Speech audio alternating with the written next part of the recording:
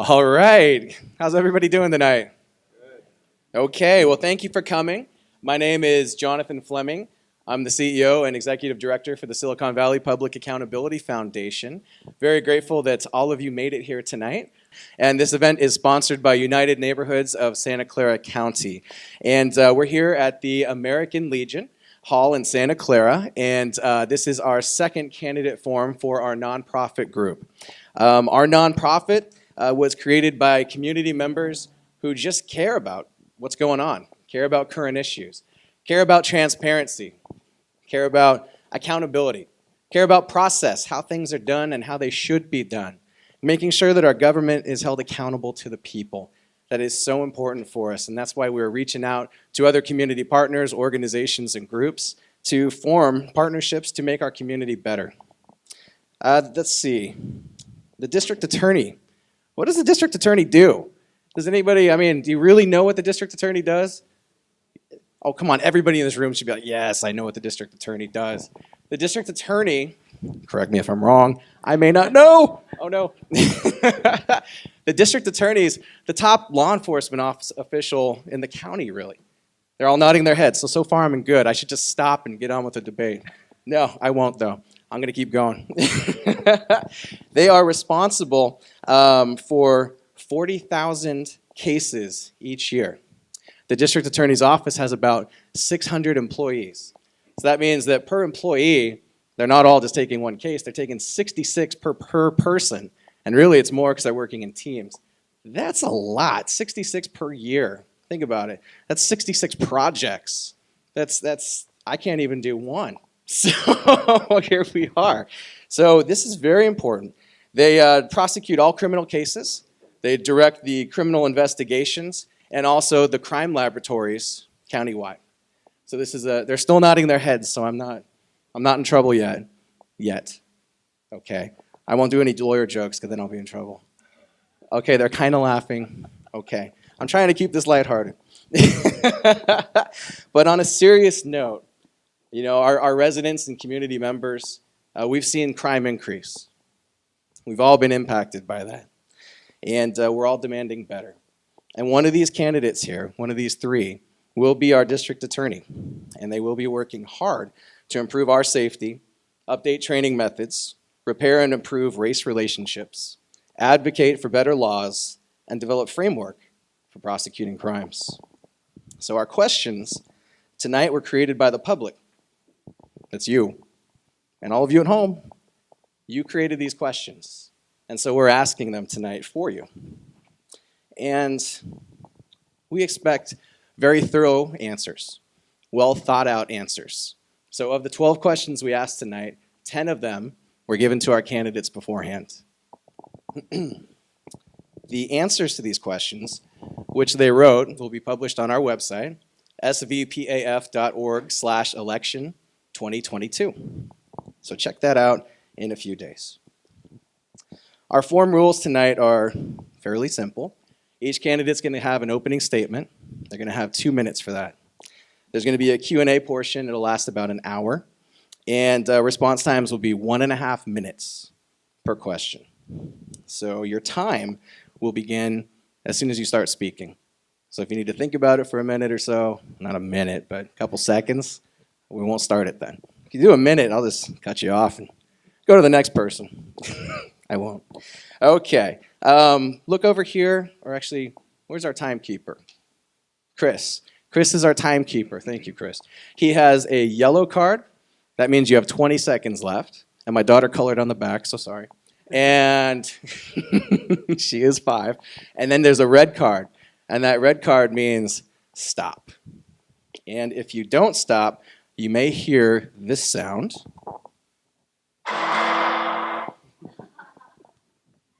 Yeah, it's Law and Order, because they're attorneys. Okay. Or I'll just say stop, your time's up. If there is a rebuttal, you're allowed one policy rebuttal. If you're personally attacked, I'm going to give you the option to defend yourself and speak up, regardless. So other than that, other than microphones, no electronic devices, none of that. You have your notes, you have notepads, you've got everything that you need. And that's the instructions for the candidates. For the audience, you get to laugh at my jokes. Nobody did. Nobody did. Oh no, this is terrible.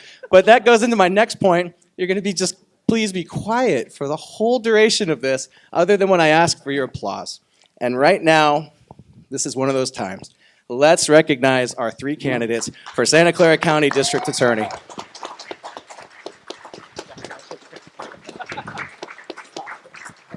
All right, to my right here, I guess it would be your left, is our current Santa Clara County District Attorney, Jeff Rosen. Applause. Next to him is Prosecutor Daniel Chung. And next to him is our Deputy Public Defender, Sajid Khan. All right, so candidates, this is your time now. We're going to start with Mr. Rosen to give his introduction speech. You have 2 minutes. Good evening. I became a prosecutor because I wanted to help victims, especially vulnerable victims, and to hold perpetrators accountable, justly accountable for harming victims. And I wanted to serve my community and give back. My desire to be a prosecutor comes a little bit from my family's circumstances in which they came to this country after surviving the Holocaust in Poland and Nazi Germany. And they were vulnerable, they were victims, and they were not able to stand up or have a voice for themselves. And most of the people who murdered my family and my people were never held accountable. And yet when we came to this country was so wonderful to us and so open and welcoming that it was very much ingrained in me to give back to this country that welcomed and did so much for us.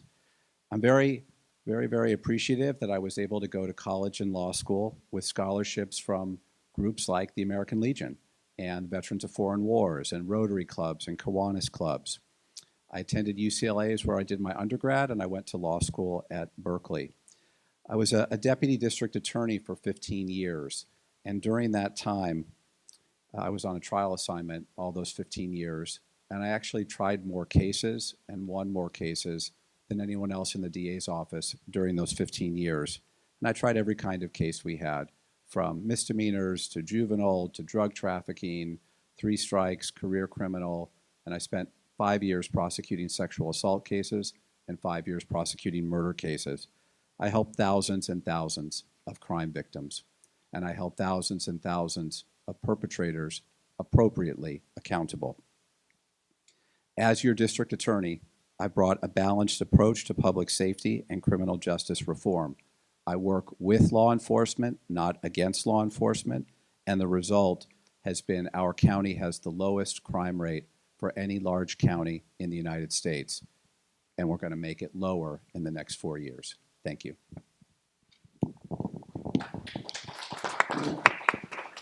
And we will ask you to hold your applause. Thank you. Thank you, Mr. Rosen. Mr. Chung? Good evening, everyone. Thank you for having me. My name is Daniel Chung. It is time for change after 12 years of DA Rosen. I am a career prosecutor who is committed to prosecuting crime. I will fight for public safety, victims' rights, and systemic changes, and I'm going to enforce laws and pursue balanced reforms.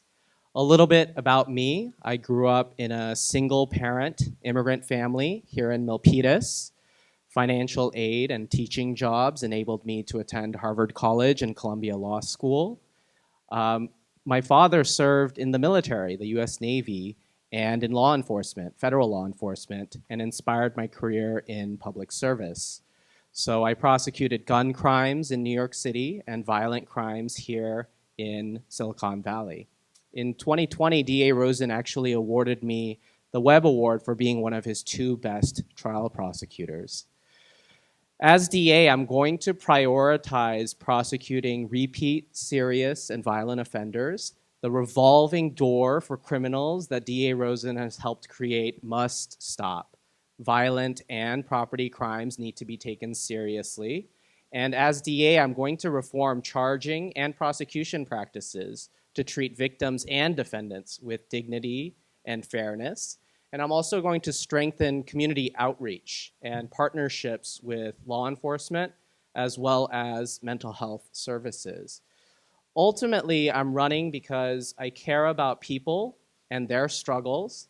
I'm Christian. I believe in redemption and second chances. However, justice also requires accountability. And thus, I am committed to restoring justice here in Santa Clara County, as well as uplifting the people of this community.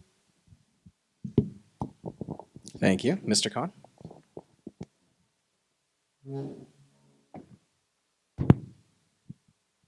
Good evening. My name is Sajid Khan, and I'm running for Santa Clara County District Attorney. I'm the proud son of Muslim immigrants who raised me and my siblings here in Santa Clara County.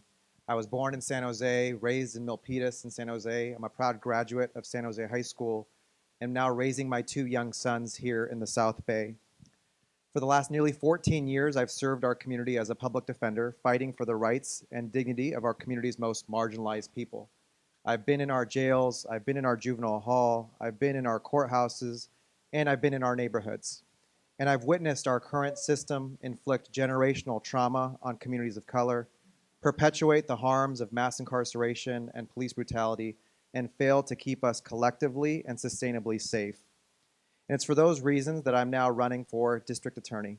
I'm running for district attorney because I'm committed to healing systemic racism, fighting mass incarceration, addressing root causes of crime to make our communities safer, and to ensure that we build a justice system that protects the dignity and safety of all people here in Santa Clara County, which is the place that I've called home my entire life. As district attorney, I will fight to prevent violent and property crime by investing in mental health services and alternatives to incarceration. I will hold police accountable when they violate the lives and dignity of our people.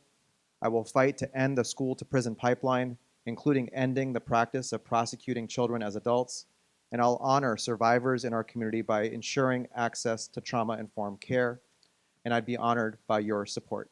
Thank you so much. All right, thank you. So we're going to move on to our question and answer portion. This is our first question. Many residents of Santa Clara County have been the victim of crime or know someone who has been the victim of crime. Our residents pay the cost for mob retail theft, vehicle break-ins, graffiti, catalytic converter theft, sideshows, vandalism, and many more. What is your plan to combat and prevent crime at the neighborhood level and decrease violence in our county? This question will first go to Mr. Chung. We have to get tougher on crime. I am the only candidate running this year who is explicitly saying that we have to get tougher on crime. Over the last 12 years, our community has deteriorated. And one question you can fundamentally ask yourself is, do you feel safer today than 4 years ago, 8 years ago, 12 years ago? And it's a resounding no. It's not just our perception, it's actually statistics. It's objectively less safer. For example, in San Jose alone, if you compare the last half of 2020 versus the last half of 2021, robbery jumped by 20%. Rape jumped by 30%. I go out into the community every day meeting residents and business owners, and they are fed up. They bring up DA Rosen before I even talk about DA Rosen. And it's just unacceptable, right? We need to especially target repeat offenders, serious offenders, violent offenders. We cannot have Home Depots going up in flames because serial thieves want to continually commit crimes. We cannot have babies being kidnapped in the middle of the day. Every single day there is a shooting. It's just unacceptable now, right? Obviously, for first-time low-level offenders, let's try to keep them out of jail. But if you want to keep committing crimes, I'm going to hold you accountable. Thank you. Mr. Khan? As I mentioned in my opening statement, Santa Clara County is my home. I grew up here, I live here. My mother actually just joined us tonight. She lives here. I'm raising 2 children here. I'm devoted to ensuring that this is a safe place for me, my family, my children, my mother, my neighbors, and all of us that call this place home. Unfortunately, the practices of our incumbent and of our current system have failed to keep us collectively and sustainably safe. We have defined justice simply by punitive responses to harm. Being tougher on crime is not our pathway to public safety. We live in the state of California where we incarcerate more people per capita than anywhere else in the world. And we're still suffering from the various harms that our moderator described and that Mr. Chung described, where people are scared that when they leave their homes, that they're going to be burglarized. When they leave their cars, they leave a backpack in their vehicle, that their property is going to be stolen, or that when they walk in our neighborhoods, that they may be the victim of an assault.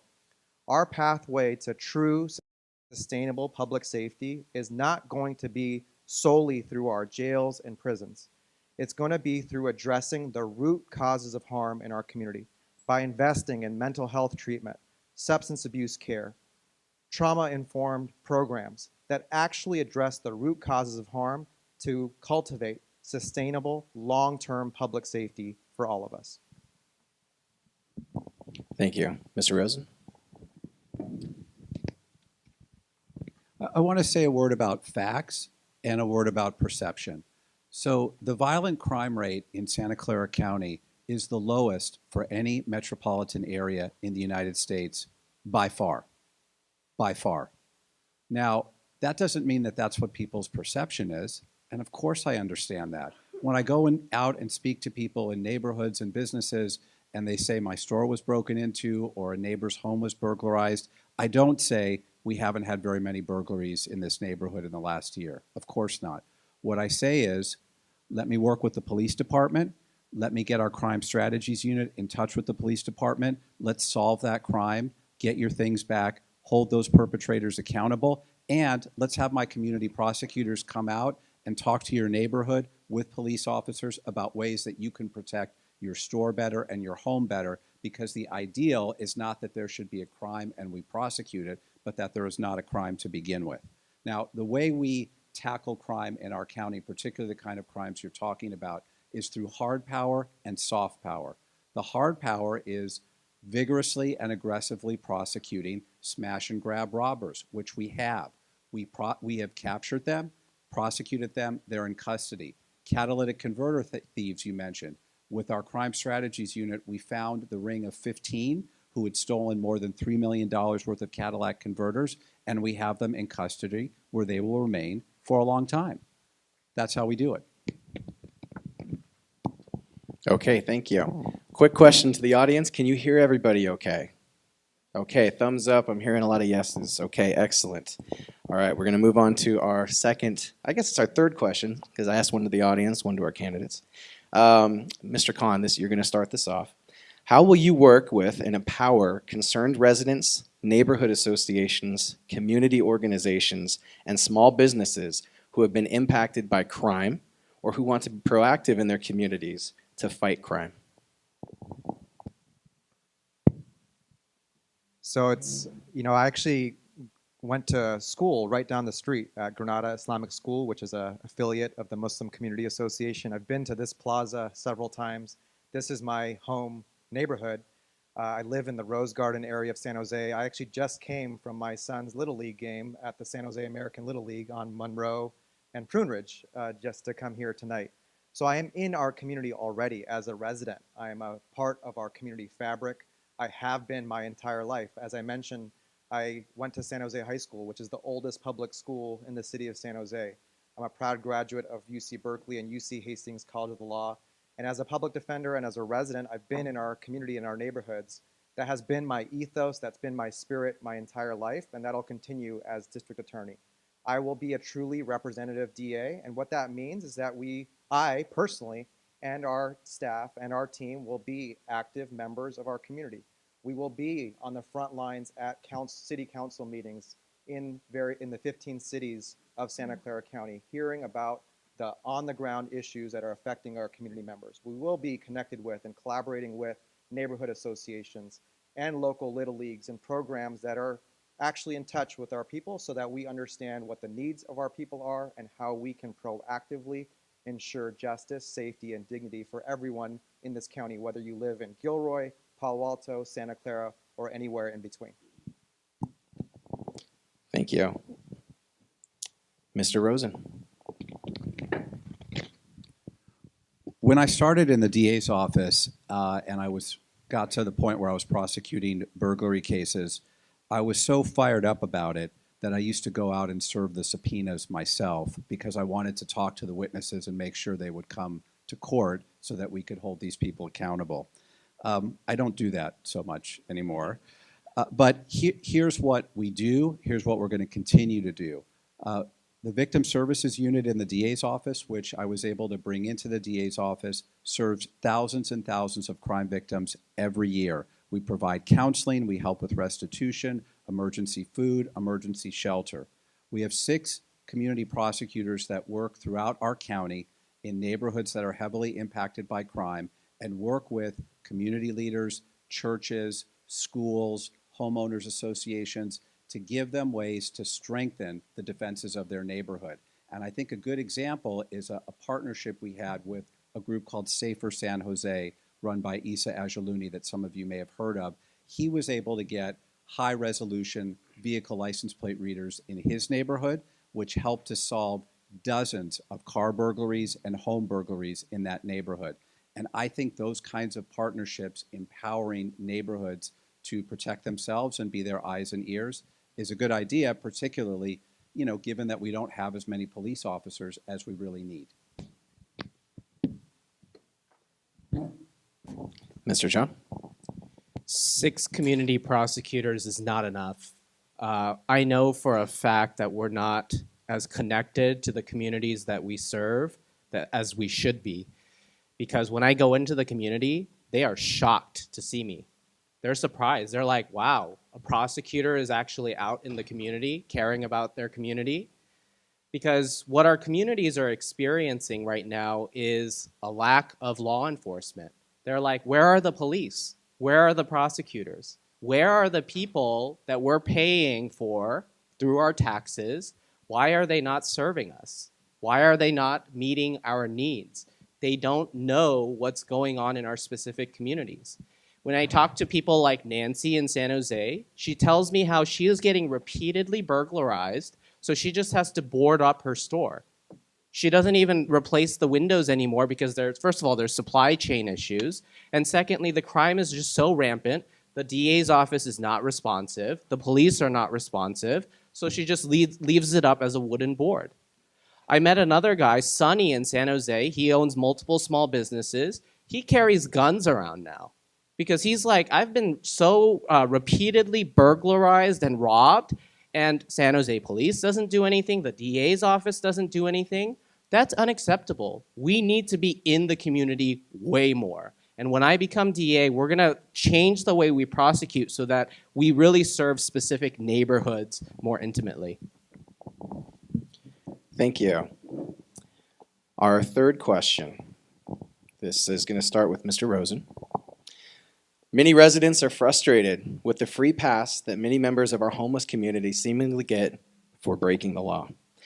While being homeless is not a crime, and we emphasize that, being homeless is not a crime, those who are homeless and who are camping in unauthorized areas, creating blight, brandishing and trafficking weapons, exposing their genitals to children, performing sex acts in public, defecating and urinating in public view, discarding syringes in public areas like schools and ball fields, using narcotics and more, they are committing crimes. So what is your plan to address these everyday issues that residents face related to homelessness? If homelessness was an easy problem, it's something that we would have solved already. And frankly, the increase in homelessness is a part of why people feel less safe. Because if you're living next to a homeless encampment or your business is next to a homeless encampment, you just feel less safe because of the chaos and disorder there. We cannot arrest and put people in jail for being homeless. The law does not allow us to do that. I think that homelessness is fundamentally about human suffering, about mental illness, and about drug addiction. And trying to solely use the police or prosecution to address homelessness makes about as much sense as arresting people who are overweight to try to address diabetes. Okay? So it doesn't mean that we're not a part of the solution. We try what we can. If a homeless person commits a crime, we prosecute it, period. If a homeless person is a victim of a crime, we prosecute it, period. But simply the act of being homeless, a person cannot be prosecuted for that. And so it's very expensive here. We need more housing, more mental health treatment. This is a phenomenon that is happening all over the country. And if we could solve it we can't solve it by putting people in jail. That's not lawful, and I have to enforce the law.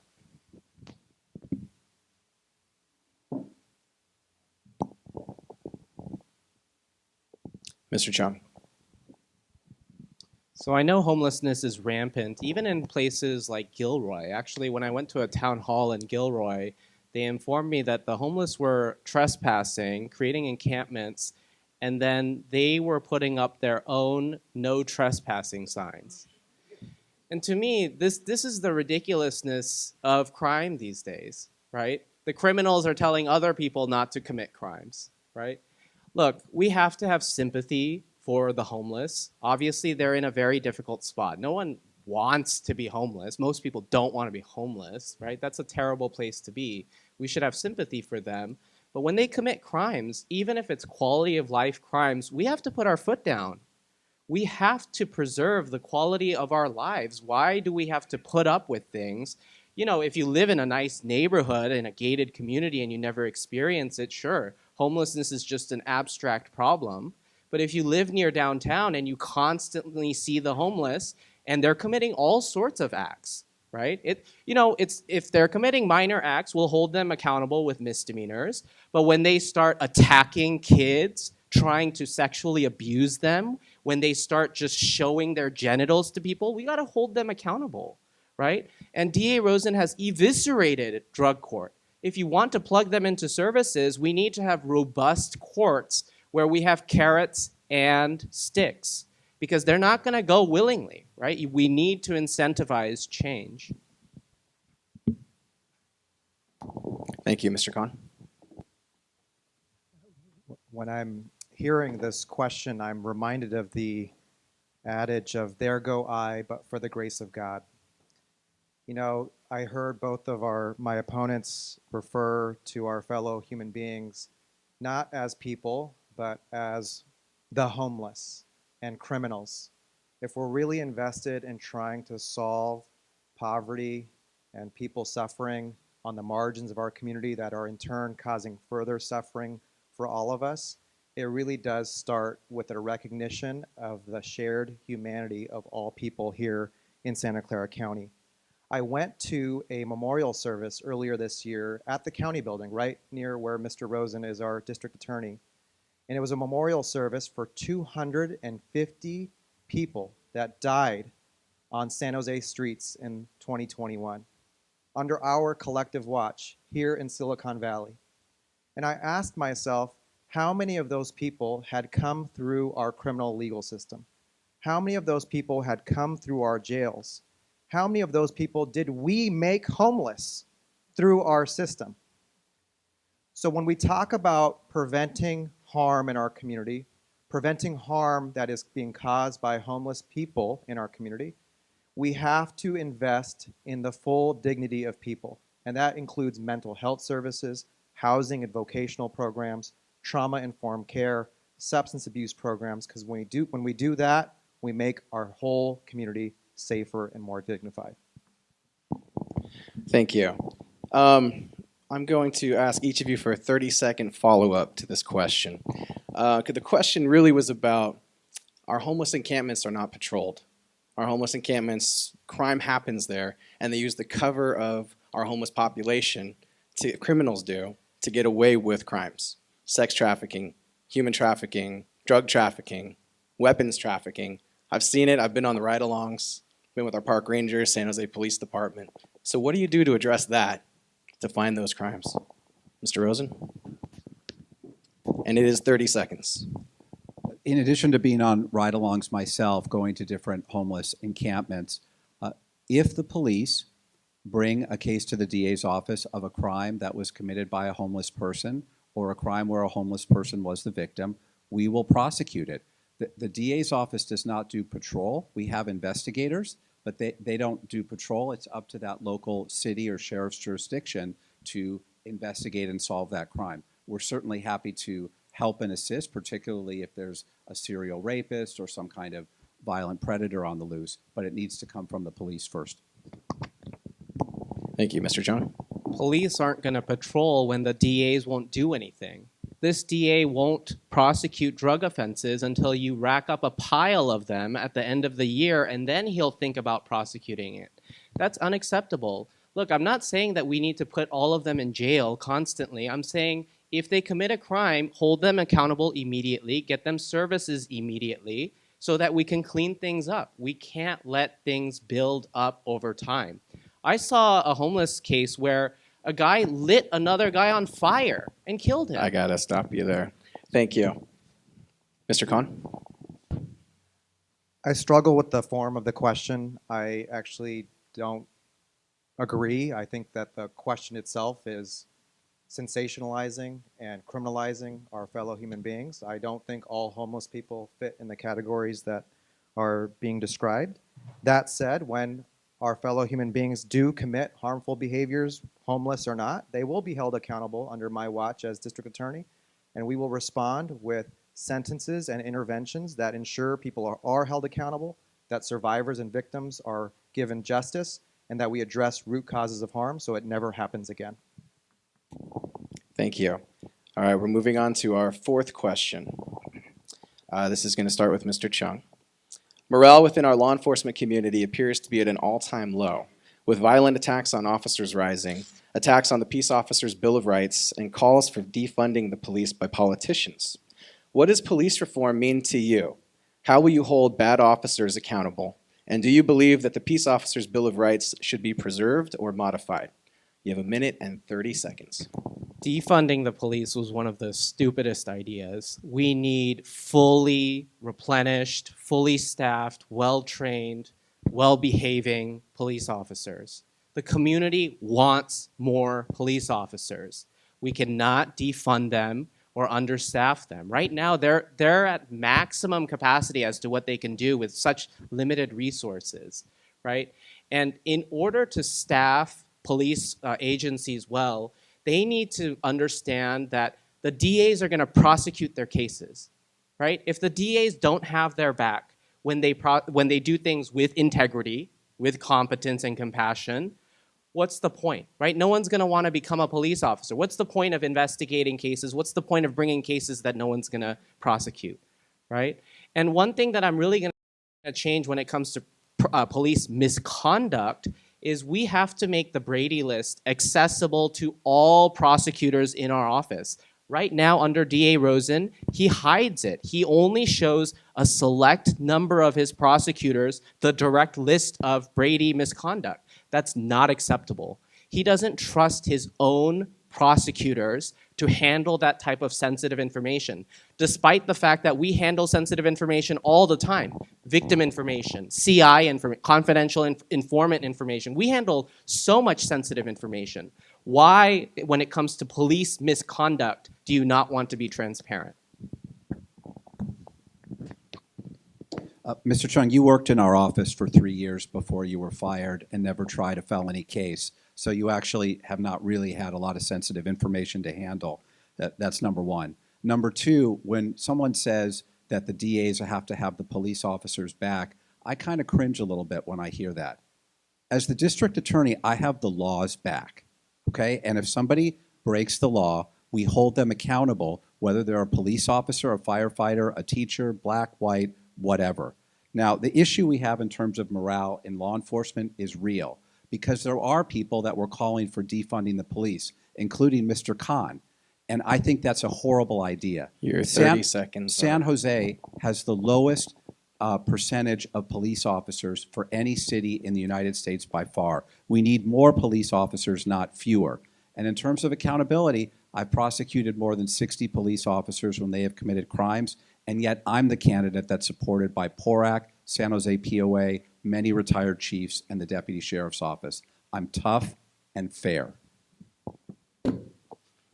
Sorry for interrupting there. I thought you were using a rebuttal. That was my mistake because we were supposed to go to Mr. Khan there. So I apologize for butting in.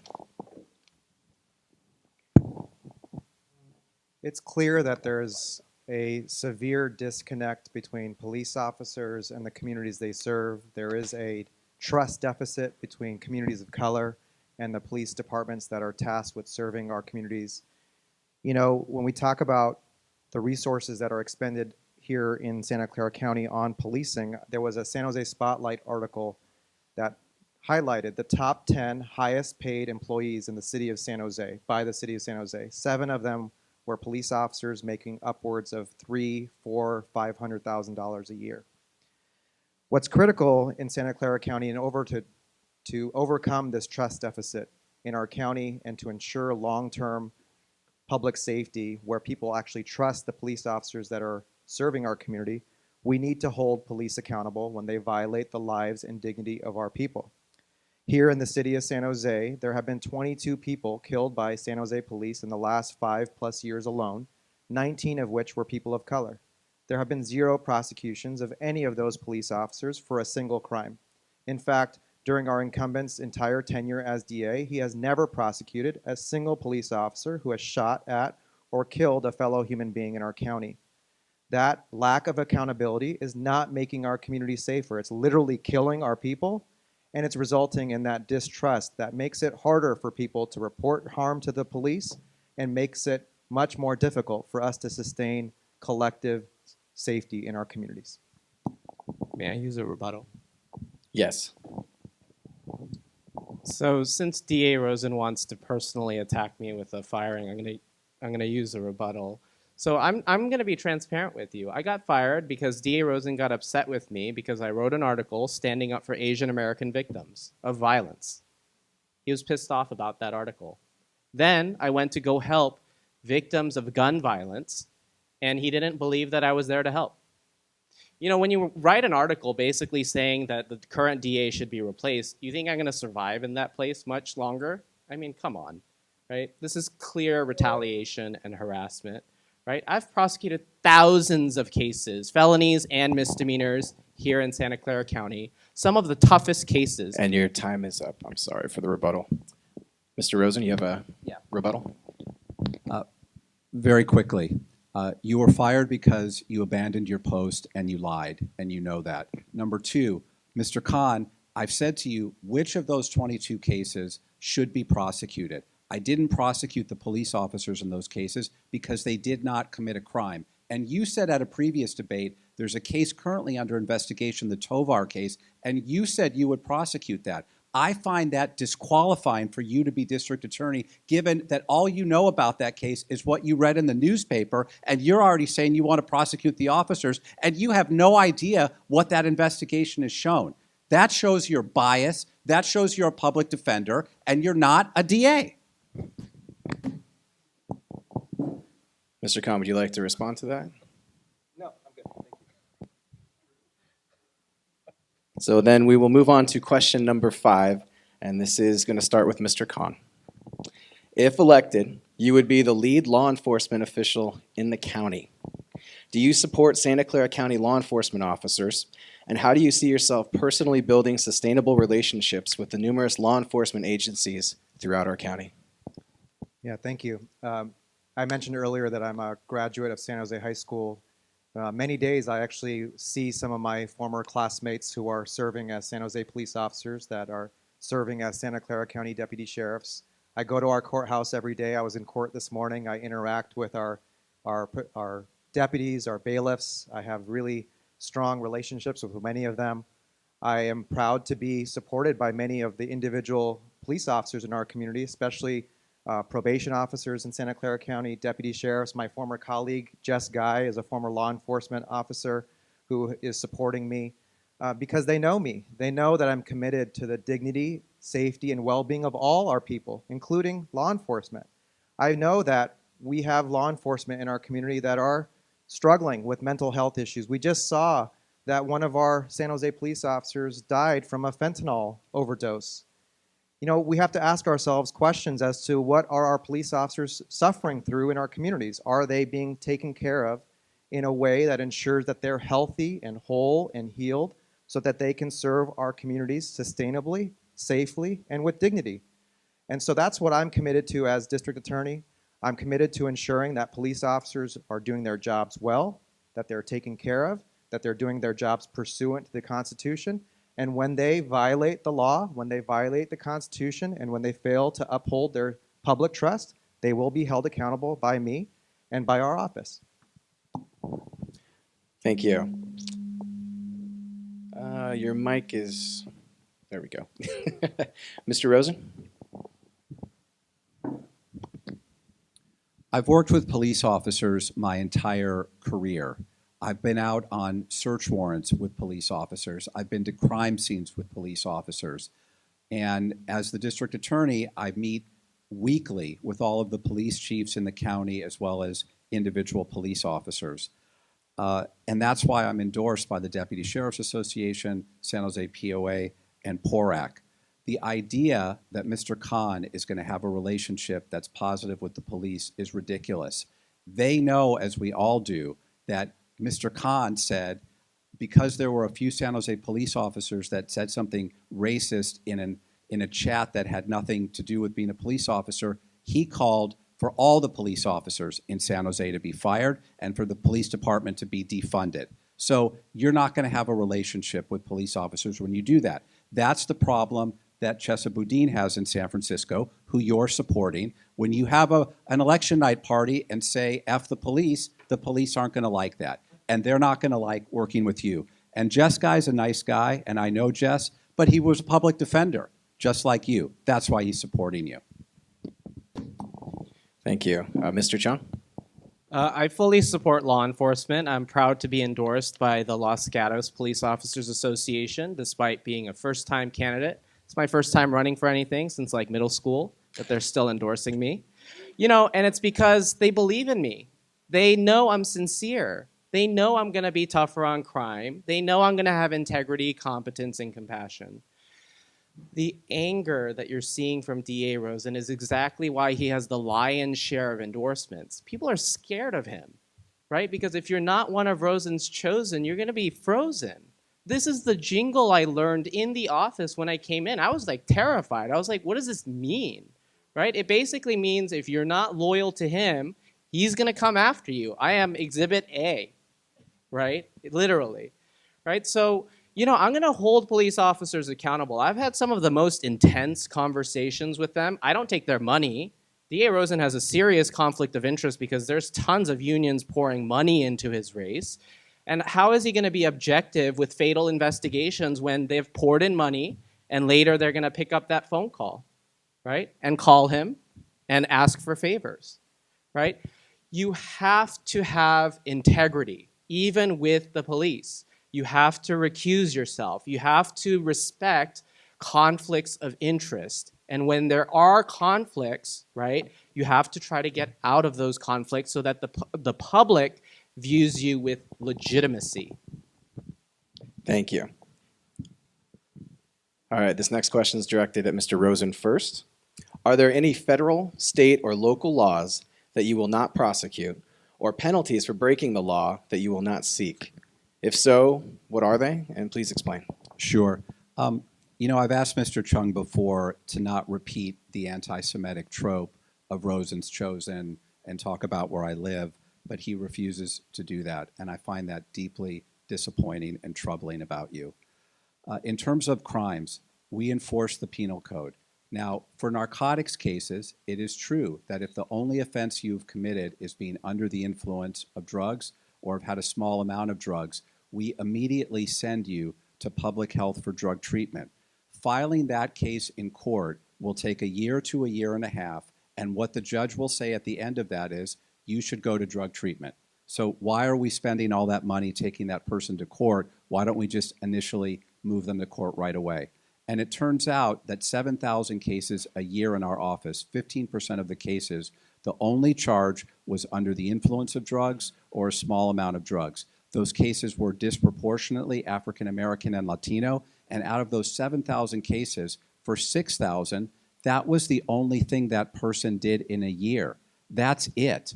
And so to put that person in the criminal justice system when the police couldn't even get us the citations in time to file these cases was not a good use of money.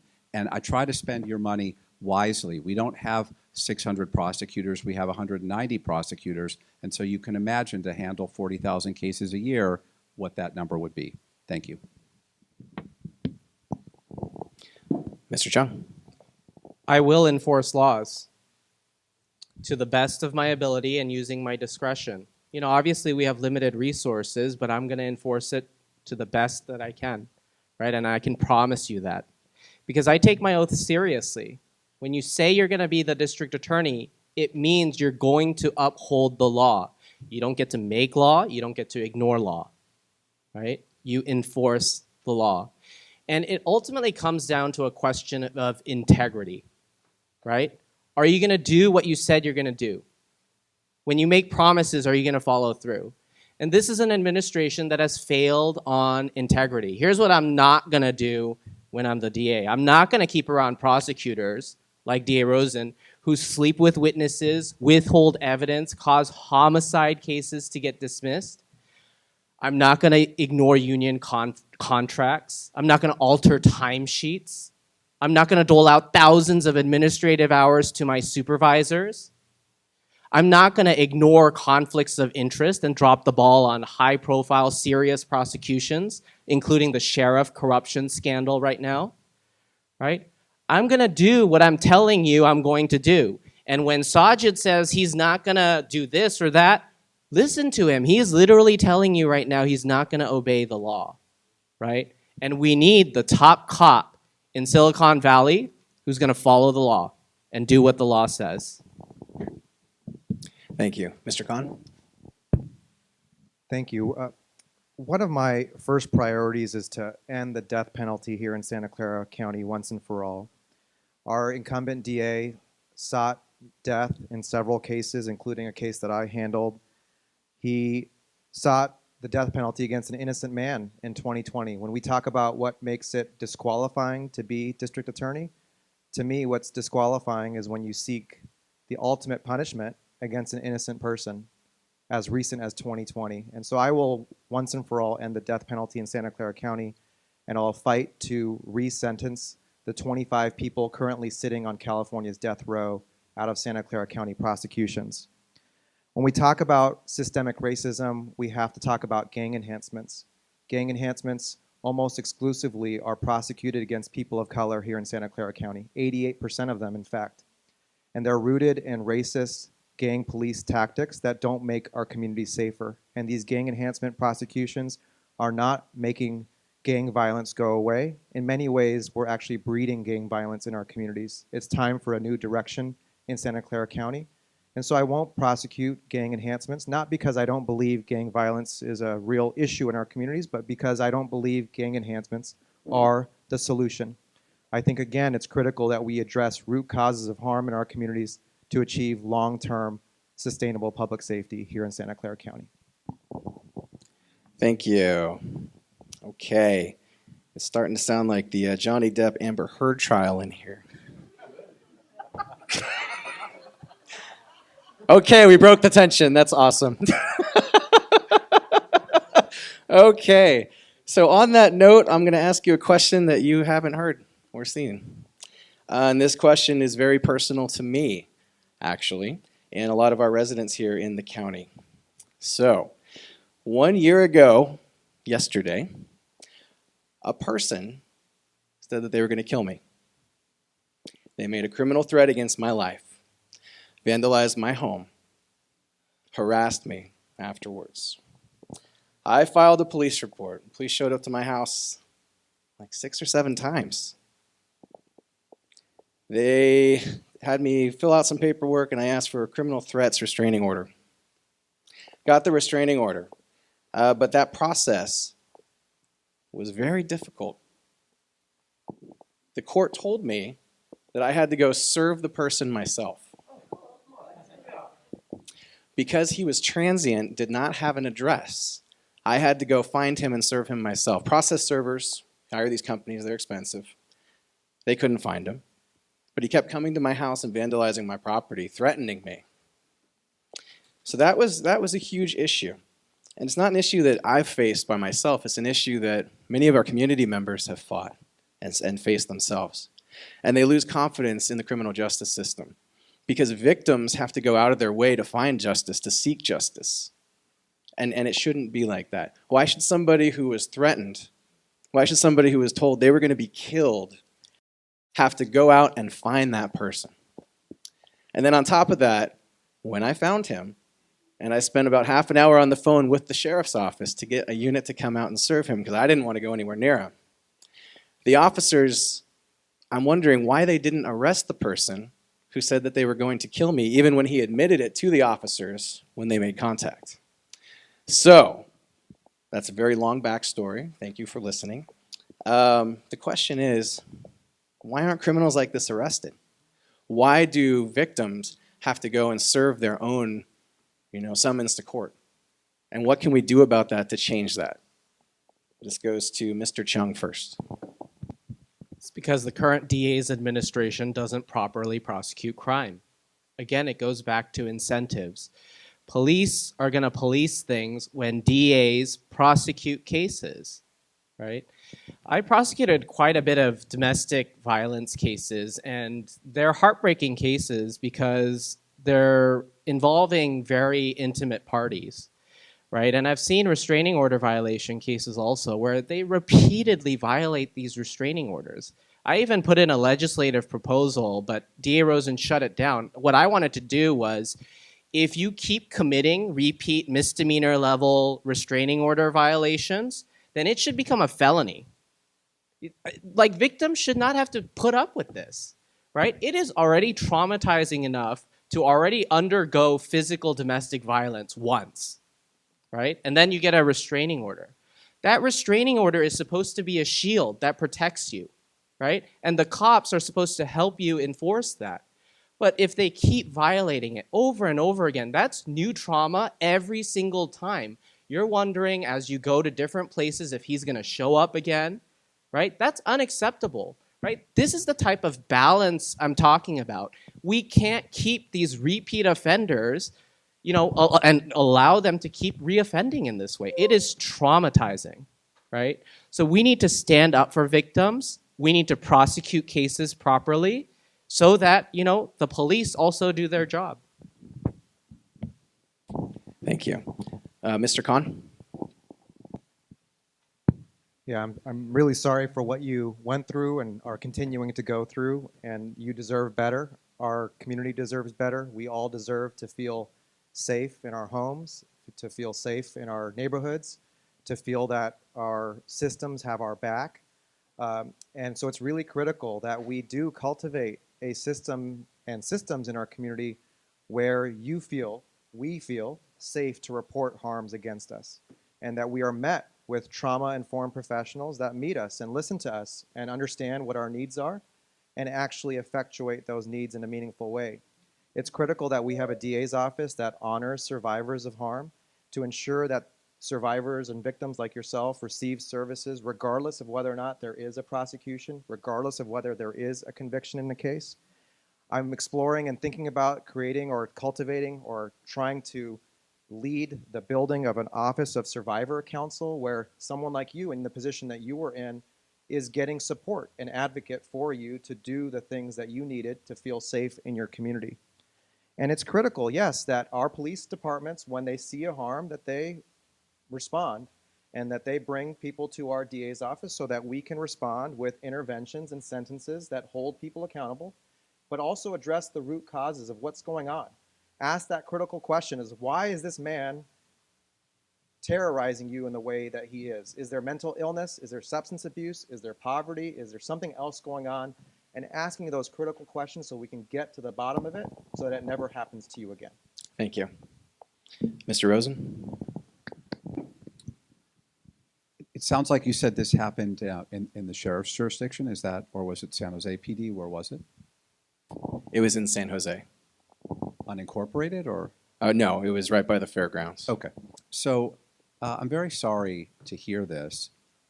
Earlier in my career, I might have serve the guy myself if you'd asked me. But honestly, I think the issue here is there aren't enough police officers. And if you lived in a different city, I'm just being honest, if you lived in a different city, maybe you lived in Los Gatos, where the crime is lower and the staffing ratio of officers is much higher, then they would have been able to handle this. I think that's really what the issue is. Another avenue for you to reach out to is, as I say, we do have community prosecutors that we base in the community. And we do that because they're able to solve problems, bring code enforcement, bring police officers to handle situations like yours. And while I agree that, yes, we want to know why this transient person is doing this in the first place, okay, but the first thing is to protect you and to get this restraining order served so that you go to bed at night and feel safe. So I think that a combination of more police resources, you could reach out to our community prosecutors, and we do have a DA Victim Services unit that provides services whether or not you cooperate in a prosecution, whether or not there's a conviction. We provide services to thousands and thousands of people, and some of the services we provide are helping individuals to get restraining orders, whether it's a domestic violence restraining order or the kind of restraining order you needed. Thank you very much. And thank you all for answering that question. All right, we're going to go to question number 8. I'm going to start off with Mr. Khan. San Francisco District Attorney Chesa Boudin and Los Angeles District Attorney George Gascon are facing recalls by their respective constituents. Why do you personally believe they have been recalled, and what is your position on these recalls? So as I've mentioned in most of my answers, I'm rooted here in Santa Clara County. I've lived here my entire life. I'm living here now. I'm serving our community. I'm running for Santa Clara County District Attorney. I've been in our jails. I've been in our neighborhoods. I've been in our courtrooms, and I've seen the unique problems and failures and injustices in this county, the unique needs of our people here, and that is my sole focus. My focus is on trying to make this community stronger, this community safer, and more dignified. So I'm not honestly paying much attention to what's happening in LA or San Francisco. Those are different places with different resources and different issues. My focus and my commitment is to the people of Santa Clara County and ensuring true justice, safety, and dignity for our people. That being said, I know that there is a sentiment that lives in all of us, which is, if you do the crime, you do the time. It's our auto response when harm occurs in our community. I get it, because when we're hurt, when we're traumatized, when we're made to feel unsafe, we want there to be answers. And our community has almost always responded with punitive, tough-on-crime responses. And it's not making our community safer. It's not making all of you safer. So we need to move forward into a new direction here in Santa Clara County where we start addressing the root causes of harm and not responding solely with punitive responses. I get it, that's hard to stomach, but that is what's going to get us to true safety in our community. Thank you. Mr. Rosen. While Mr. Khan says he's not paying attention to what's happening in San Francisco or Los Angeles, he has donated at least once to Chesa Boudin's campaign to keep him in office. Now, look, I'm the DA in Santa Clara County. It's a full-time job, so I don't spend a tremendous amount of time thinking about what happens in San Francisco or Los Angeles. I will say this about Los Angeles.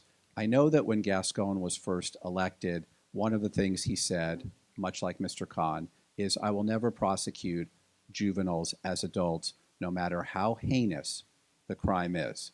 No matter how heinous and depraved the crime is, he wouldn't do it. And then he changed course about a month ago and is now looking at cases individually, as I do here. There's 15 cases in the last 5 years where I've asked for these juveniles to be treated as adults because it was murder, murder, murder, attempted murder, very dangerous individuals.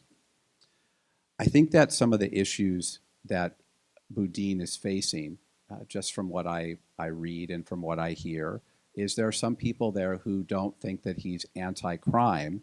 They think he's pro-criminal defendant. And I think as DA, if all you talk about is locking people up and throwing away the key, or all you talk about is criminal defendants' rights, you're not doing your job. You have to have a balanced approach where you're helping crime victims and holding defendants accountable. That's why he's being recalled. Thank you. Mr. Chung? When voters were considering Prop 47, DA Rosen went out of his way with DA Gascon to make commercials advocating for Prop 47. And now we're seeing the disastrous results where we can't hold repeat offenders accountable and property crime is on the rise. Prosecutors no longer have the discretion that we used to have to hold people accountable. You know why people want to recall Gascon and Boudin? Because they don't follow the law. They don't follow the law, and as a result, their communities are experiencing crazy amounts of violence and crime, and property crime also. When Sajid tells you that he's not going to enforce strikes or gang enhancements or whatnot, right? He's basically telling you you're going to later have to recall him. Let's not go through an expensive recall election. How about just not electing him in the first place? We don't need to recall DA Rosen because in a month you can elect me. That's it. Like, we don't have to do a recall election. Let's not do a recall. I think he should be recalled for other reasons. Well, one, public safety is, poor now, but also his lack of integrity. This is the 9th debate now where I've brought up the same 3 allegations and he refuses to respond. And that should be telling. What do I need to do? Like, Mirandize him before he will talk about these things, right? Prosecutors sleeping with witnesses, him doling out thousands of administrative hours, altering timesheets, ignoring conflicts of interest. These are serious allegations. Your time is up. Okay. So now we're going to move on to our next question here. And before we do that, I will ask the personal attacks to tone it down a little bit. A little bit. I know we all want the court TV stuff, but no. We want it. We want a nice, Okay, we're getting there. Thank you, everybody. All right. Or I could make a lawyer joke if you don't. You don't want to hear that. Yeah. I have some bad ones, although they're good for us.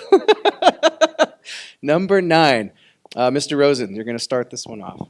The city of San Jose recently read into law an ordinance requiring gun owners to pay a tax and purchase liability insurance. Additionally, there are several other gun control measures in the pipeline. Critics have stated most of these laws and proposals unfairly target law-abiding gun owners and do nothing to address violence in the city. Do you personally believe these laws and proposals will reduce violence in San Jose and hold up in court? Why or why not? And what would you advocate for to reduce gun violence in Santa Clara County? I don't know whether or not the mayor's proposal is going to reduce gun violence. I really don't know. But I know that when you're a public official and there's a huge problem with gun violence, you want to try new and different things. And if it works and reduces gun violence, great. If it doesn't, then we should stop doing it. In terms of what we are doing to reduce gun violence, it's the following. In the DA's office, we have a gun-related intelligence program where we collect all of the firearms and shell casings from every crime scene in the county. We run it through the federal database, and we solve hundreds and hundreds of violent crimes, including gang crimes, every year by making those connections.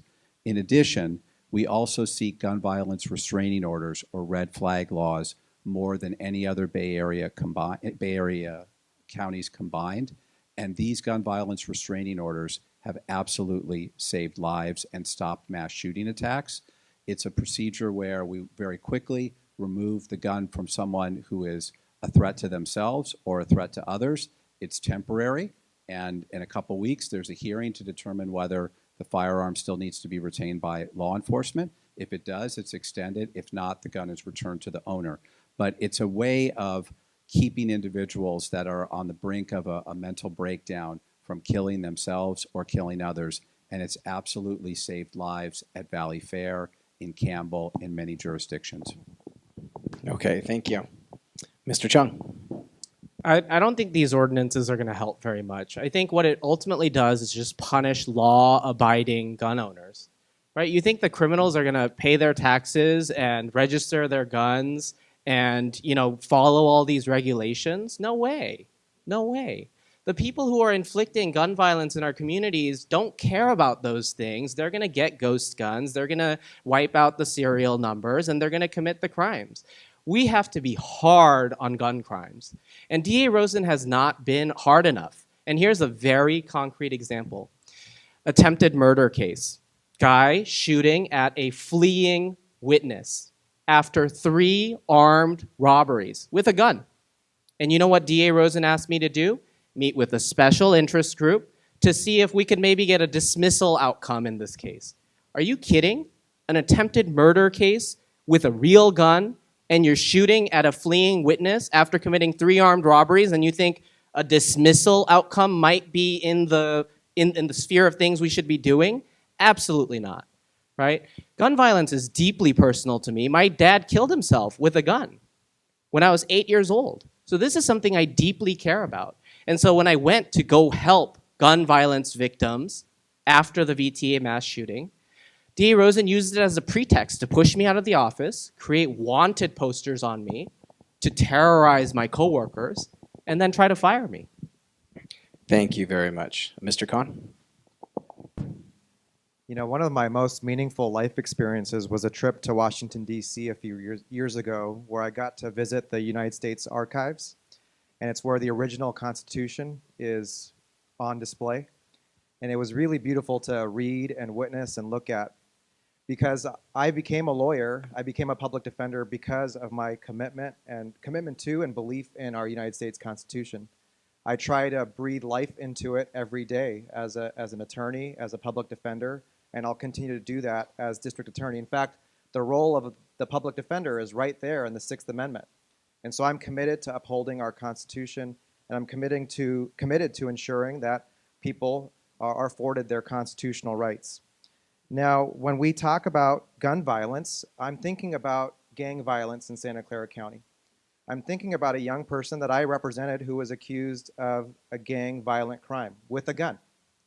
And when I met with this young person, I started to dive deeper into his history. And what he started to tell me was how many of his friends he had lost to gun violence in San Jose. I thought he was making it up because the numbers were 6, 10, 12 people. But he gave me the names, and I ran all of them through Google. And there they were, 14-year-old, 15-year-old, 16-year-old, killed in our community under our watch while our incumbent has been DA. Our responses to violence are not working. We need to invest in mental health services and addressing the root causes of harm so that we can prevent gun violence from happening in the first place. Thank you. Okay, we're going to do another question that they have not seen yet. And this question comes from a police officer here in the county. And this person wants to know what your plans are for reducing recidivism. Recidivism, thank you. Kirk's laughing. He knew I'd butcher that word. What are your plans for reducing recidivism rates in our county, I almost did it again, specifically for drug offenders and for crooks, their word, not mine, crooks who are arrested for crimes while in possession of illegal guns, including stolen, defaced, and ghost guns, who are then immediately released in a matter of hours with 0 bail bonds, and who then acquire another illegal gun and commit more crimes while waiting for a hearing. Mr. Chung. Well, drug offenders we need to put them into treatment. And they're not going to go on their own, right? It can be life-saving to intervene. And families often tell our law enforcement officers, if only you guys could get them to court and then put them into treatment. It could save my son or daughter, right? And why aren't you guys doing it? Well, part of the reason is DA Rosen doesn't prosecute those cases. The goal of those prosecutions isn't to put them in jail. The goal of those prosecutions is intervention, to put them into treatment, right? And we need to have a model that's hybrid, right? Yes, they might need to be incarcerated for a little bit so that they sober up, right? Their withdrawals, right? And then transition them into other types of treatment programs, right? We need to have this type of hybrid model thinking. For the gun offenders, we got to hit them hard. I'm sorry, but if you commit serious, violent gun offenses in our county, we're going to hold you accountable. because that is potentially lives that are at stake. That's the next mass shooting. That could be a gang shooting. That could be your neighborhood that's shot up. And so for those people, we're not going to give you second, third chances to try shooting people. No, the first time you try shooting someone, you're going away. We're going to put our foot down under DA Chung's administration, right? And it might... Thank you. Thank you very much. All right, Mr. Khan. I've seen the real problem of recidivism every day as a public defender. I was in court this morning, and I can open up a case file and see people's rap sheets, people that have come in and out of our jails, in and out of our probation systems, and we are not making our communities safer, and we're not preventing this cycle of suffering in our communities. In many ways, our system responses are actually breeding the very harms that we're turning to it to protect us from. Why do I say that? Because we have a conviction-oriented DA's office. A DA's office that when I represent someone is only interested in asking me as the defender, what charge will your client take? How much time will they take? Will they take a felony? Will they take 3 years, 4 years? But they don't ask the critical questions of what is going on in your client's life. Why did this harm occur? Because if we're simply invested in punishing harm, don't elect me. But if you're invested in solving harm in a sustainable way and reducing recidivism and using our DA's office as a source of meaningful intervention in the lives of people that come before us, then we can do better. We can use our DA's office and our criminal legal system as a pathway to leading people out of our jails and our courthouses so that we never see them again unless they're in our communities working, thriving, and going to school and walking alongside all of us in a healthy, dignified way. Thank you. Mr. Rosen? We put individuals who are drug addicts into treatment. That's what we do. That's why we send them to public health and to county behavioral services. The law does not allow us to put someone in jail and just hold them there to, quote, dry them out. The judges will not do that. And so for somebody running for DA to say, that's what I'm going to do, no, you're not going to do anything because the judge is going to make that decision. And the judge is not going to do that because the law doesn't allow it.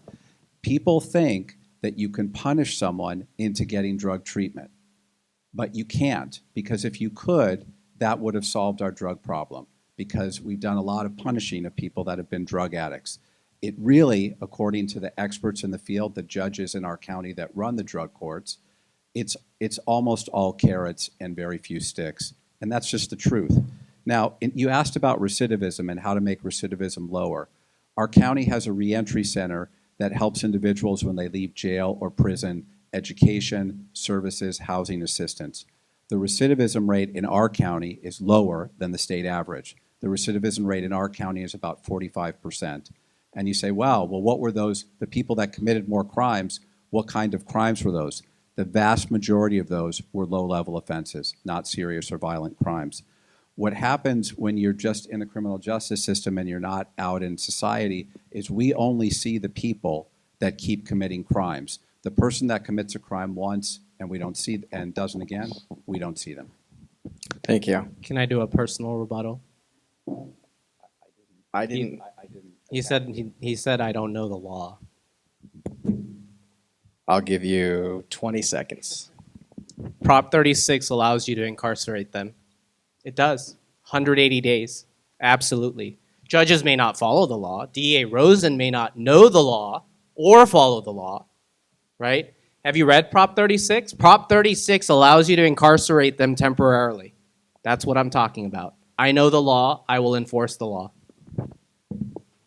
Would you like to respond, Mr. Rosen? Because Just briefly, I don't know how we functioned in the DA's office before we had Mr. Chung here, who seems to know everything about everything. So, and now that he hasn't been in the DA's office for the last year because he's fired and unemployed, I'm not sure how we're able to function, but somehow we found a way. well, okay, we're gonna move on here. I'm going to ask a follow-up to these questions, though, because there was one portion of the officer's question that I don't believe was addressed, and that was the zero bail bonds. The zero bail bonds, I'm going to ask each of you, I'm going to give you 30 seconds, and I'd like an answer yes or no, does it work? And yes or no, do you support it? And then the rest of the time is yours. We're going to start with Mr. Khan. Yes, I'm a proponent of $0 bail, but I'm also a proponent of utilizing our pretrial services office to ensure that we're connecting people with services during the pendency of cases like substance abuse care, anger management, family interventions that utilize that critical time of pretrial of a pending case to actually, again, address root causes of harm so that we make our communities safer through these individualized cases. Thank you. And we'll go to, your mic. Oh, it's fine. There we go. Mr. Rosen? I think bail is not something that keeps us safe. What we do in the DA's office is if a person is too dangerous or that we believe is too dangerous to release or is a flight risk, we ask the judge to hold them with no bail, period. Most individuals who are arrested can be released safely, often with conditions like an ankle monitor or a restraining order or drug testing, but I don't think that bail has to be a part of that. So that's a no.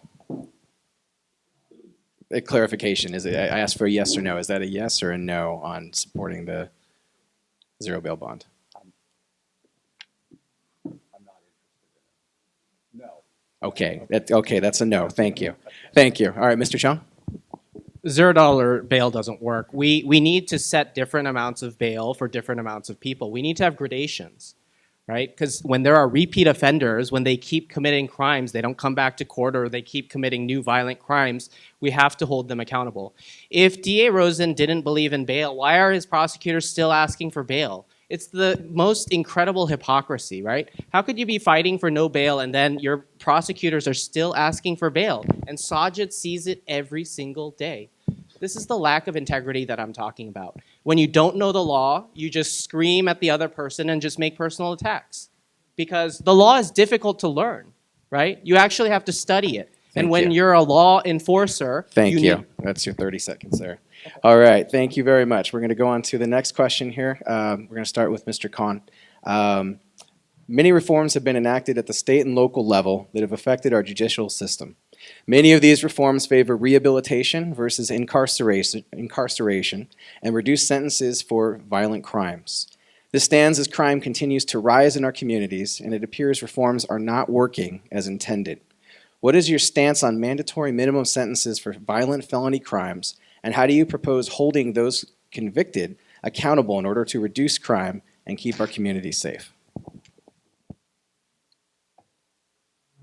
I've said it again tonight, and I'll said it earlier, I'll say it again. We will not achieve long-term sustainable public safety through our jails and prisons. The reason these reforms were enacted was because our prisons were bloated. They were inhumane. They were causing us to have a humanitarian crisis that resulted in our United States Supreme Court having to intervene. We were sending people to prison, including under our incumbent's watch, for simple possession of drugs. We were sending people to prison for life for things like petty theft. That is unacceptable, and it's not making our communities safer. It wasn't making our communities safer. I do not support defining justice in particular cases by simply assigning jail or prison terms, and do not support one-size-fits-all sentencing schemes that ignore root causes of crime. I do support ensuring public safety through individualized, evidence-based sentences and interventions that hold people accountable, ensure services and restoration for survivors of harm, and interventions that actually address the root causes of harm so that we make our communities collectively and sustainably safer in the long term. That includes, as I've already alluded to, mental health treatment, substance abuse care, trauma-informed care, and other educational vocational programs that will actually uplift people as opposed to purely punish and criminalize them, and in turn, again, cultivate long-term safety for all of us. Thank you. All right, Mr. Rosen. I think that mandatory minimums are not just about what the amount of time is, but about what our notion of justice is. So I'll give you an example. After a Stanford swimmer raped an unconscious woman, a judge gave that offender way too low a sentence because the law allowed for that. And so I went to Sacramento and I worked to change the law to make sure that rape was punished for prison. Now, it's a mandatory minimum and it's not. It's a 368 offense, pardon me, a 369 offense. The judge has discretion to choose within that. It's not that we're defining justice by the amount of time someone goes to prison. Part of our notion of justice is what is fair here? And some countries have different notions. You know, here we think that I believe that a murder case, depending on how it was done, is 15, 25 years to life. In Scandinavia, a murder case is 5 to 6 years. They have a different sense of what justice is. So part of what we're doing with mandatory minimum sentences is saying this is what our notion of justice is. It's not the only way that we help the victim of that crime. Of course, we want to help the victim with services, but it also is a message to that victim that it matters what happened to me. And it's also a message to our community that this person violated the norms of our community in a very wrong and serious way, and that person needs to go to prison for a while to rehabilitate themselves before they come back. Thank you. Mr. Chung. Mandatory minimums are absolutely necessary sometimes. You know, for example, robbery in the second degree has a triad of a 2, 3, 5, meaning 2 could be the lowest prison sentence, 5 could be the highest. And sometimes this range gives judges discretion, right? If there are aggravating circumstances, you apply 5 years. If it's mitigating, it's 2 years. We live in a one-party state, and they establish these minimums. I'm going to enforce the law. Unless it deserves probation, which is the only time in which the mandatory minimums don't apply, I'm going to follow that triad and figure out, should it be a 2-year, 3-year, or 5-year sentence? One of the reasons why Brock Turner got away is because DA Rosen refuses to challenge judges. He ran in 2010 saying it is un-American to challenge judges. How ridiculous is that? We live in a democratic society where defense attorneys do their job, prosecutors do their job, and judges do their job. That's why he cultivated a culture where judges run the show and can do crazy sentences like 6 months for rape. On the other hand, we have Sajid who can't even say rapists belong either in jail or in prison. He can't literally say that. Right? And we live in a community that's like, when it comes to crimes like rape and murder, some of the most violent and vicious crimes in our community, how can you not be thinking about incarceration? That's just an injustice, especially to women who experience rape at much higher rates than men. That's just unacceptable, right? So we have to be able to challenge judges. We have to be able to say rapists go to prison. Thank you. All right, we're going to go on to our final question here. It's going to go to Mr. Rosen first. Propositions 47 and AB 109 reclassified numerous felony crimes to misdemeanors. Proposition 57 shortened prison sentences for non-convicted violent offenders and was the driving force behind the ruling for 20,000 convicted sex offenders to be reviewed for early release from prison. What is your position on Props 47, 57, and AB 109? What changes, if any, would you advocate need to be made to these laws?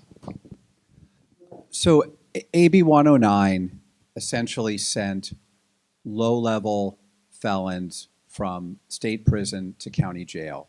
And the idea was that counties would do a better job of helping these individuals rehabilitate themselves than the state would, because the county probation officers and police officers know these individuals better.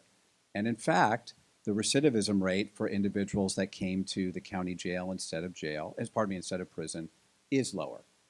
And that was enacted in response to our prisons overcrowding and prisoners having to be sent out of state. Today we have a much different landscape. The prison population is down 40%. The jail population is down 50% in our county. You asked me about Prop 47. I supported Prop 47. I think that to call something a felony, if I said to you, what's a felony? You would think that it's a robbery, a murder, a rape. You wouldn't think it's somebody that's just has a small amount of drugs or somebody that shoplifted twice. And what happens with the felony is it makes it very difficult for a person to get back on their feet and re-enter our society. In terms of Prop 57, I didn't support that. There's a part of it in terms of juvenile that I thought was helpful to have judges make decisions as to whether juvenile should be handled in adult court. In terms of letting out all of these offenders, this is the part that I was worried about because Prop 57 defined violent crimes too narrowly and led to what we've had. Thank you. Mr. Chung. You know, I agree with the spirit of many of these reforms. You know, Prop 47 was called Safe Neighborhoods and Schools Act. How could you not agree with that, right? Prop 57 was passed to reduce overcrowding in prisons. Who can't agree with that? The problem is that they con you when they pass a lot of these reforms because they don't tell you about the unintended consequences. Prop 47 passed and property crime is on the rise now. People are committing retail thefts and all sorts of crime, and we have difficulty holding repeat offenders accountable now. Prop 57 was problematic because it started just early releasing a whole bunch of people. Nobody knows the math anymore. It's like, okay, if you get a 10-year prison sentence, you might serve 3. Because in Sacramento, when they had that mass shooting, one of the accused individuals, I think he was supposed to serve 10 years in prison. He got out before even serving half of that. It is ridiculous. Victims deserve truth in sentencing. It's Article 1, Section 28 of the California Constitution, right? Marcy's Law. Truth in sentencing. So when we do the math, the complicated math to get to your prison sentence, it should mean something. When you get a 10-year sentence, you should be doing a 10-year sentence, right? And we should really be careful about who we're releasing early so that we're keeping our communities safe, right? Public safety is our #1 goal. Let the legislature pass the laws that they do. We'll enforce the laws. Thank you. Mr. Khan. Thank you. I supported those laws when they passed. I still support them now. And I support other reforms that will help us transform our criminal legal system to ensure long-term sustainable public safety for all of us. These reforms and other reforms helped us repair the generational harms of mass incarceration and systemic racism, where communities of color here in Santa Clara County and beyond have been disproportionately discriminated against and criminalized, and our communities have not been made safer for it. We had an issue of overcrowded jails and prisons, and these reforms have helped us move in a new direction and provided pathways for people for rehabilitation and reintegration into our communities. I do believe in rehabilitation. I do believe in redemption. I do believe that we should not define people by their worst moments, and I believe that our laws should reflect that. These laws were passed by our voters here in Santa Clara County. They were passed by our state legislators, and they are part of a growing trajectory to, again, undo the harms of mass incarceration and systemic racism that have not made us collectively safer. And there's a collective recognition that we need to move in a new direction, and I want to be part of that new era here in Santa Clara County. All right, thank you. So that concludes all of the 12 questions. We're going to move on to the closing statements here. So hold your applause till the very end, till the last person has spoke, or I'll tell one of my terrible jokes. I just did. No one laughed. See, it's terrible. All right, so to begin the night, it was Mr. Rosen who had the first word, so I'll give him this word and give Mr. Khan the last word. Mr. Rosen. Thank you very much. As your district attorney, I work hard to pursue justice, promote reform, and enhance public safety. And we have been through a lot in our county. The VTA and Gilroy Garlic Festival mass shootings left many of us grieving. My office continues to help victims' families with counseling, food, and shelter. But we're survivors, and we rise stronger. When a Stanford swimmer raped an unconscious young woman and received a light sentence, I wrote the law that guarantees the next Brock Turner will go to prison. I filed hate crime charges against robbers that violently targeted Asian women. I convicted 3 jail guards of murdering a mentally ill inmate that was in custody. I've created centers that serve domestic violence survivors and abused children, abused both physically and sexually. We have reduced incarceration in our county, and we've reduced crime. It's not as low as it should be. It needs to be lower. And we've done that with mental health and drug treatment and a balanced approach where we hold people accountable, we make opportunities for rehabilitation present. I believe that justice comes from a balanced and thoughtful approach, and I'm proud to be endorsed by police officers and criminal justice reformers, business owners and labor leaders, the president of the San Jose Silicon Valley NAACP, as well as Crime Victims United and leaders that are trying to end human trafficking, sex and labor trafficking. The Mercury News has called me the real deal, a prosecutor who values justice, a public official with good ideas, and the ability to implement them. I go to work every day eager to serve all of you. Every day I think, what can I do to reduce crime, to help victims, to make our community better and safer? I humbly ask for your vote. Thank you. Mr. Chung? Thank you so much for joining me tonight. You know, we've talked a lot in the abstract about a lot of these criminal justice issues, but at their core, crime affects people. And that's why I'm running, because I really care about people and their struggles, right? Because this is real for them. They're victimized. They're hurt. They're mentally hurt. They're physically hurt. And they need a DA who's going to be able to uphold the law and fight for public safety, who can say rapists belong in prison. Also a DA who's going to have integrity, someone who's going to own up to his mistakes, right? DA Rosen is not able to own up to the integrity flaws over the last 12 years. He just needs to apologize and say he's going to fix it, right? And he's going to do better, but he can't. You deserve better in this county. And my lived experiences are really what's going to guide me the next several years as your next district attorney. So I invite you to join me, right? I am someone who lost my parent when I was a child. I lost my childhood home. I've struggled with mental health. I have lost my job and career, experienced retaliation and harassment. I've gone through the gamut.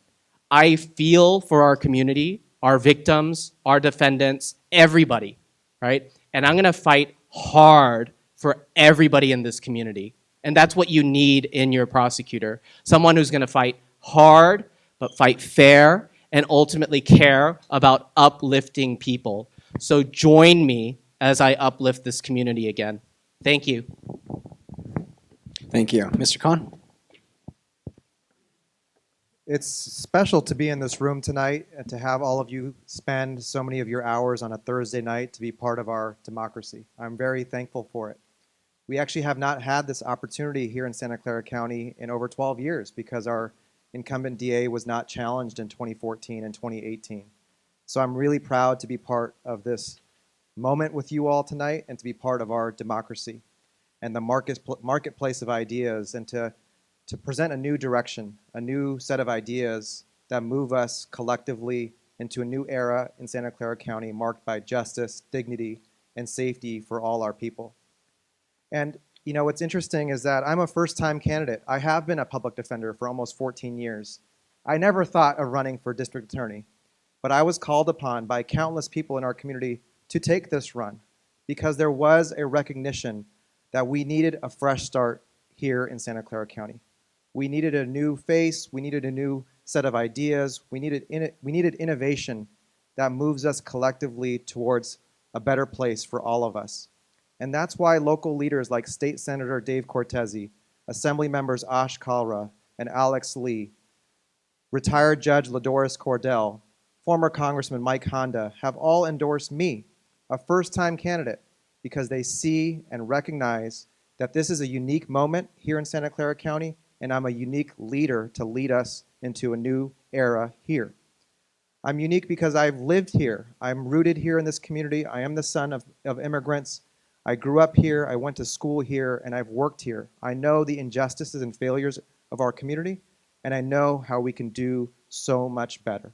And I'm asking you to join us and join me as we walk forward together into a new era of, again, safety, justice, and dignity for all of us. Thank you.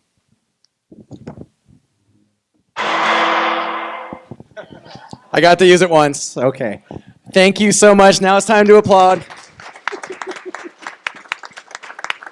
To our candidates, thank you so much for being here. You you spent a lot of time with us, a lot of time with the questionnaires online. Those questionnaires will be posted hopefully tonight, if not tomorrow. We do have exit polls here if you want to write down. They're anonymous, no names, none of that. We just kind of want to see who did the best here. So check that out. The candidates will be hanging out at their tables in the back there. They have literature, they have campaign signs, they have all sorts of goodies. So check it out, meet with them, ask them the questions that I didn't ask. Tell them the jokes that I didn't say. And if you want to hear my joke, you always come up here. It has to do with jellyfish. It's pretty funny. Anyways, all right. Thank you so much and have a great night.